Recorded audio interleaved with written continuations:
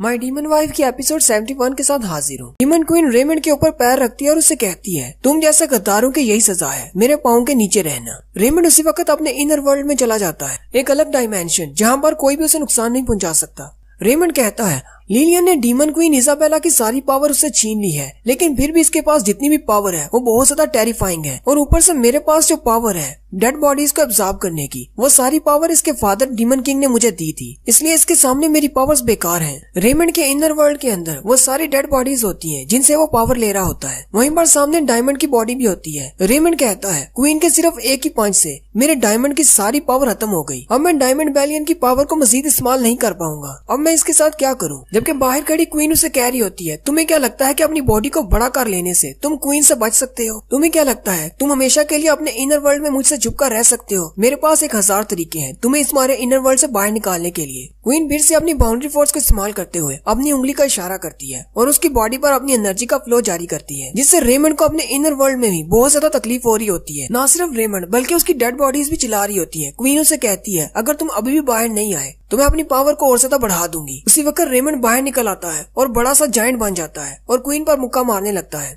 लेकिन क्वीन उस पर अटैक करती है, जिससे ना सिर्फ रेमंड का हाथ कट जाता है बल्कि उसका सर भी आधा कट जाता है। रेमंड को और भी ज्यादा गुस्सा आता है। वो क्वीन पर अपने मुंह से निकलने वाली एनर्जी ब्लास्ट से अटैक करता है, लेकिन जैसे ही वहाँ से धुआं हटता है क्वीन वहाँ पर सही सालम खड़ी होती है और उसे जरा भी असर नहीं होता। क्वीन उससे कहती है, रेमंड मुझे लगता है शायद तुम्हें अपनी सिचुएशन का अंदाजा नहीं। अगर तुम अपनी सारी पावर मुझे देकर यहाँ से भागना भी चाहो तो मैं तुम्हें ऐसा नहीं करने दूंगी। मेरा कोई इरादा नहीं तुम्हें जिंदा रखने का। मैं तुम्हें बहुत ही खतरनाक और दर्दनाक मौत देने वाली हूँ। और साथ ही क्वीन उस पर अटैक करती है, जिससे रेमंड के जायंट की ऊपर वाली बॉडी सारी गायब हो जाती है और वो अपनी आंखों को नीचे ट्रांसफर कर लेता है। वो जैसे ही अपनी आंखें खोलता है क्वीन फिर से उसकी बॉडी के अंदर हाथ डालती है और उसकी एनर्जी का एक और हिस्सा निकाल लेती है और रेमंड से कहती है, अगर तुम्हारे पास और भी कोई ट्रिक्स हैं तो आजमा लो, इससे पहले कि मैं तुम्हारी बॉडी से अपनी सारी एनर्जी वापस ले लूं। रेमंड फिर से निंजा मैजिक इस्तेमाल करते हुए वहाँ से भागने की कोशिश करता है और कहता है, मैं इसकी पावर के सामने कुछ भी नहीं हूँ। मुझे जल्दी से वापस जाकर क्वीन लिलियन को इसके बारे में बताना होगा। मुझे नहीं लगता कि क्वीन लिलियन के अलावा पूरे डीमन वर्ल्ड में कोई ऐसा है जो इसको हरा सके। लेकिन उसी वक्त उसके इनर वर्ल्ड में निंजा पिलर की डेड बॉडी भी गिर जाती है, क्योंकि अभी अभी क्वीन ने उसके अंदर से जो पावर निकाली होती है वो निंजा की होती है। रेमंड बड़ी स्पीड के साथ निंजुत्सु का इस्तेमाल करते हुए वहाँ से भाग रहा होता है, लेकिन वो वहीं पर रुक जाता है और कहता है, अभी अभी क्वीन ने मेरी सारी पावर छीन ली। अब मेरे पास सिर्फ मेरी अपनी और नीडल पिलर की पावर रह गई है। अगर मैंने वो भी खो दी तो मैं बिल्कुल कमजोर हो जाऊंगा। वो नीडल पिलर की पावर को इस्तेमाल करते हुए अपनी बॉडी को एक पंछी में ट्रांसफॉर्म कर लेता है और वहाँ से भागने की कोशिश करता है। वो भी वहाँ से थोड़ा सा ही दूर जाता है कि उसके ऊपर जियांग अटैक करता है और कहता है, क्वीन इजाबेला की आइडेंटिटी को हिडन रखने के लिए मुझे इसे यहाँ से भागने नहीं देना। जियांग को वहाँ पर देखकर रेमंड को बहुत ज्यादा गुस्सा आता है और उसे कहता है, तुम्हें क्या लगा कि मैं क्वीन इजाबेला से डर कर भाग रहा हूँ तो तुम भी आकर मुझ पर अटैक कर सकते हो? साथ ही वो अपने नीडल मैजिक को इस्तेमाल करते हुए नीडल पपेट्स बनाता है, जिनमें से धागे निकलते हैं और जियांग को पकड़ लेते हैं। जियांग उसके धागों के जाल में लिपट जाता है, जबकि पिलर वहाँ से फिर से भागने की कोशिश करता है। जियांग जल्दी से अपने लेजर्स को एक्टिवेट करता है और अपने ईंट के घुमाते हुए सारे धागों को काट देता है और फिर से उड़ता हुआ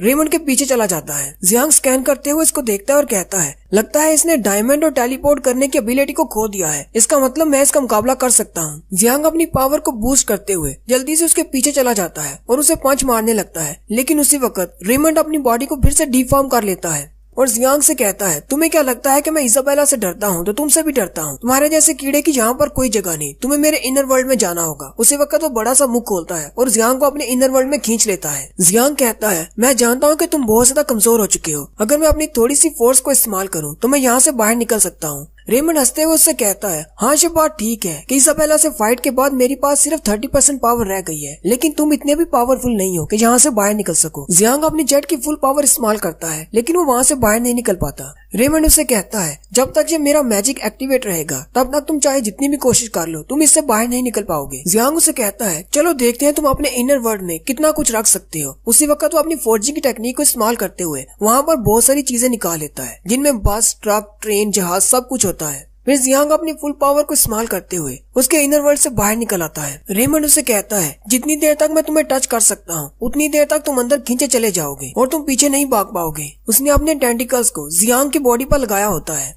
जियांग के आर्मर के जिस हिस्से पर उसके टेंटिकल्स होते हैं जियांग अपने उस हिस्से को उतार देता है, लेकिन बाकी के हिस्से से वो अपने आर्मर को कंट्रोल नहीं कर पाता और वो जंगल में गिर जाता है। जियांग गिरने के बाद फिर से उठकर खड़ा हो जाता है और कहता है, मुझे क्वीन इजाबेला के लिए ऐसा करना होगा, मुझे इसे यहीं पर रोकना होगा।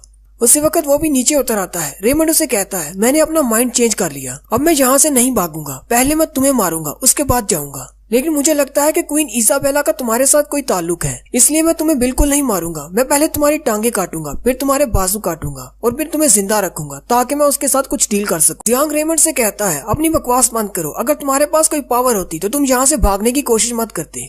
रेमंड जियांग से कहता है, चाहे तुम कितनी भी कोशिश कर लो, तुम मेरी पावर के लेवल पर नहीं आ सकते। लेकिन साथ ही दिखाते हैं कि रेमंड के हाथ पर भी बिल्कुल वैसे ही दाने बनना शुरू हो जाते हैं जैसे कि रेनिस की बॉडी पर बने थे। रेमंड को भी पेन होना शुरू हो जाता है। रेमंड चिल्लाते हुए कहता है, मुझे ये अजीब सा पेन क्यों हो रहा है। जियांग हंसते हुए उससे कहता है, तुमने तो कहा था कि तुम मुझे पकड़ना चाहती हो, तो जल्दी करो, आगे आओ और मुझे पकड़ कर दिखाओ। साथ ही जियांग सोच रहा होता है, इसकी बॉडी पर रेडिएशन का असर होना शुरू हो गया है। रेमंड बेचारे के नाक से भी खून बहना शुरू हो जाता है क्योंकि उसके ऊपर रेडिएशन का असर हो रहा होता है। रेमंड चिल्लाते हुए जियांग से कहता है, ये तो पॉइजन है, तुमने मुझे पॉइजन कब दिया। और साथ ही वो खून की उल्टी करना शुरू कर देता है। जियांग उसे कहता है, मैं चाहे तुम्हें समझाने की कोशिश भी करूं तो भी तुम्हें समझ नहीं आएगी। ये सब कुछ तब शुरू हुआ था जब मैंने तुम पर ब्लास्ट किया था, तुमने उन सारी बॉडीज को अपने अंदर ऑब्जर्व कर लिया था। रेमंड उसे कहता है, तुम्हें क्या लगता है तुम्हारा जो पॉइजन मेरे खिलाफ काम कर सकता है? मैं हर चीज से इम्यून हूँ। और साथ ही वो अपना हाथ बढ़ाकर जियांग को पकड़ने लगता है। उसी वक्त उसका हाथ मुड़ जाता है और उसकी हड्डियां भी टूटना शुरू हो जाती हैं। जियांग उसे कहता है, अब जल्दी करो और मुझे पकड़ो, मेरे पास इतना टाइम नहीं है, तुम तो मुझे बार्गेनिंग के लिए इस्तेमाल करने वाले थे। साथ ही जियांग सोच रहा होता है, जितना ज्यादा ये अपनी बॉडी को मूव करेगा उतना ज्यादा इस पर रेडिएशन का असर होगा। रेमंड जल्दी से अपने इनर वर्ल्ड में चला जाता है और अपनी सारी डेड बॉडीज को बुलाता है। लेकिन जैसे ही उसकी ज़ोंबी आर्मी के कुछ स्लेव्स बाहर निकलते हैं, वो भी खांसते हुए जमीन पर गिर पड़ते हैं क्योंकि वो भी रेडिएशन का शिकार हैं। ये देखकर रेमंड बहुत ज्यादा हैरान हो जाता है और कहता है, आखिर ये कौन सा पॉइजन है जिसकी वजह से मेरी डेड बॉडीज भी नहीं बच पाई। वहीं पर दिखाते हैं कि उसके इनर वर्ल्ड में उसकी सारी डेड बॉडीज के मुंह से भी ब्लड निकल रहा होता है और वो सारी मरी हुई डेड बॉडीज फिर से मर जाती है। रेमंड कहता है, मेरी सारी डेड बॉडीज इन्फेक्टेड हैं, यहाँ तक कि क्वीन लिलियन का पॉइजन भी मेरे खिलाफ काम नहीं करता। फिर ये कौन सा पॉइजन है? रेमंड के पाँव भी खराब होना शुरू हो जाते हैं। रेमंड अपने ही हाथों से अपने पाँव को काट देता है और कहता है, इस तरह तो मेरी सारी डेड बॉडीज इन्फेक्टेड हो जाएंगी। मुझे जल्दी से अपनी सारी डेड बॉडीज को किसी कंटेनर में ट्रांसफर करना होगा। उसके पास सिर्फ सोसो और रोलैंड की बॉडीज ही बचती हैं, जिनको वो कंटेनर के तौर पर इस्तेमाल कर सकता है। उसी वक्त जियांग बाहर से उस पर अटैक करता है और कहता है, मुझे तब तक इस पर अटैक करते जाना है जब तक ये दोबारा रीजनरेट न कर सके।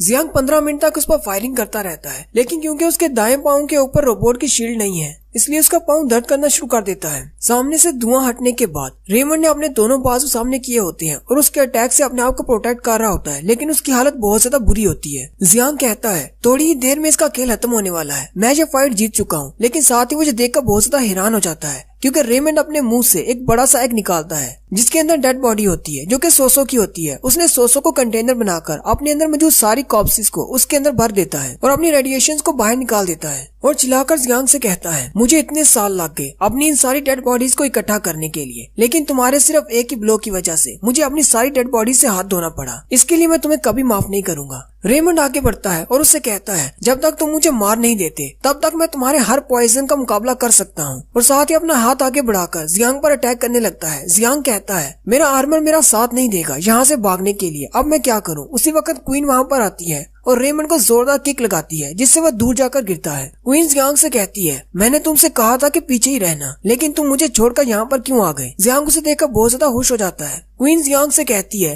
फ्यूचर में जब भी कहीं पर डेंजर हो तो तुम्हें उससे दूर रहना होगा, क्या तुम्हें मेरी बात की समझ आई। जियांग उसे कहता है, हाँ मुझे समझ आ गई। क्वीन उसे कहती है, जब तक तुम मेरी बात मानते रहोगे और मैं तुमसे खुश रहूंगी तो क्या पता आज रात मैं तुम्हें एक गिफ्ट दे दूं। जियांग रात के गिफ्ट की बात सुनकर हैरान हो जाता है जबकि कॉर्प्स का पिलर दरख्तों को तोड़ता हुआ बहुत दूर जाकर गिरता है। वहाँ पर गिरते ही वो अपनी बैक फ्लैश मेमोरी में चला जाता है जहाँ पर पहले वो सिर्फ एक गुलाम हुआ करता था। उसे डीमन किंग की कुर्सी को खींचने के लिए रखा गया था जबकि उसे कोड़े मारे जाते थे ताकि वो उसकी चेयर को लेकर तेज चले। रेमंड कहता है, कुछ लोग हमेशा पावर के साथ क्यों पैदा होते हैं जबकि मेरे जैसे लोग जिनके पास पावर नहीं होती उनके गुलाम क्यों होते हैं। मैं कभी भी एक स्लेव के तौर पर पैदा नहीं होना चाहता था, लेकिन अब मैं क्या कर सकता हूँ। और साथ ही रेमंड कहता है, और एक दिन गार्ड को मेरा ख्याल आया और मुझे भी एक इनाम मिला। रॉयल फैमिली यानी कि डीमन किंग, उसको डेड बॉडीज की ये पावर बिल्कुल भी पसंद नहीं थी। उसने अपनी बॉडी से इस पावर को निकाल दिया और मैंने एक गुलाम के तौर पर उनसे इस पावर को ले लिया। जैसे ही मुझे वो पावर मिली तो मुझे लगा कि शायद ये पावर सिर्फ मेरे लिए बनी है। मैंने उस पावर को अपनी बॉडी के अंदर एब्जॉर्ब कर लिया और उसके बाद बहुत सारी डेड बॉडीज को एब्जॉर्ब करना शुरू कर दिया ताकि मैं उस दिन का इंतजार कर सकूं। जब मैं भी इन लोगों की तरह हाई पोजीशन पर आ सकूं। और फिर मैंने सारी पावर इकट्ठी कर ली और मैंने अपनी ज़ॉम्बी आर्मी बनाई, जबकि दूसरे पिलर जनरल्स भी मेरी बात मानने लगे थे। यहाँ तक कि मैं डीमन किंग भी बन सकता था, मेरे पास इतनी सुप्रीम पावर थी। लेकिन आज वो सब कुछ चला गया। मेरा डीमन किंग बनने का सपना टूट गया और साथ ही वो चिल्लाना शुरू कर देता है और कहता है ये सब कुछ इजाबेला की वजह से हुआ है। अगर वो रॉयल फैमिली का हिस्सा है तो क्या हुआ। साथ ही वो चिल्लाते हुए अपने दोनों हाथों को अपनी चेस्ट पर मारता है और अपनी चेस्ट को खोल देता है और कहता है मेरे पास अब खोने को कुछ भी नहीं बचा, लेकिन अगर मुझे फिर से इजाबेला का गुलाम बनना पड़े तो इससे अच्छा है मैं मर जाऊं। और वो अपनी बॉडी के अंदर से उसी पावर को निकालता है जो कि डेड बॉडीज की पावर है, जो कि उसे डीमन किंग ने दी थी। वो उसे बाहर निकाल लेता है और अपने हाथ से बहुत ज्यादा तेजी से हिलाना शुरू कर देता है, जिसकी वजह से उसका मुंह ओपन हो जाता है और उसमें से जोरदार एनर्जी ब्लास्ट निकलता है जो कि सीधा जियांग और क्वीन की तरफ जाता है। रोलैंड हंसते हुए कहता है तुमने मेरी सारी जिंदगी बर्बाद कर दी, तुमने मेरा सपना चूर चूर कर दिया। अब अगर मुझे मरना है तो मैं तुम लोगों के साथ ही मरूंगा, लेकिन क्वीन इसाबेला सबसे पहले तुम्हें मरना होगा। और यहीं पर हमारी एपिसोड 71 का एंड होता है।